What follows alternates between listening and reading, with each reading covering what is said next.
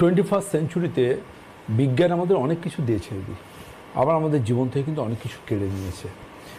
সত্যিটা বলতে আমি যে কয়েক লক্ষ ক্লিনিক করেছি, প্রতি ক্লিনিকে মানুষের কাছ থেকে যে কয়েকটা কমন কমপ্লেন্ট পাই, তার মধ্যে অন্যতম যেটা থাকে যে ডাক্তার আমি খুব ক্লান্ত অনুভব করি, ভীষণ ক্লান্ত অনুভব করি, আমি কোনো কিছুতে এনার্জি পাই না। বিশেষ করে হাজব্যান্ড ওয়াইফরা যখন আসেন ক্লিনিকে বিভিন্ন সমস্যা নিয়ে, ধরুন মিসেসের একটা প্রবলেম, হাজব্যান্ডের একটা প্রবলেম, তো অ্যাকচুয়ালি আমি যেখানে যাই মোটামুটি ফ্যামিলি ফিজিশিয়ান হয়ে যাই, কারণ যারা আসেন আমার কাছে মোটামুটি হাজব্যান্ড ওয়াইফ ছেলে মেয়ে সবাই একসাথে আসেন। তো কম বেশি সমস্যা তো সবারই থাকে, যেহেতু আমি তাদের কাছে বিভিন্ন জেলায় যাই, সেই সুযোগটাতে তারা চলে আসেন, তাদের সাথে পুরো ফ্যামিলিটারই ফ্যামিলি ফিজিশিয়ান হয়ে যায়। ম্যাটারটা যেটা দাঁড়িয়ে যায় সেটা হচ্ছে যে ডাক্তারবাবু আমি না খুব ক্লান্ত অনুভব করি,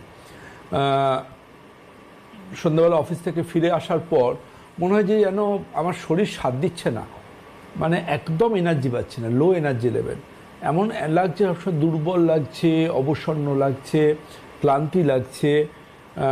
সকালে ঘুম থেকে ওঠার সময়ও মনে হচ্ছে যে অফিস বেরোতে ইচ্ছে করছে না, আর 10 মিনিট শুয়ে থাকি, আর 15 মিনিট শুয়ে থাকি, এই ব্যাপারটা।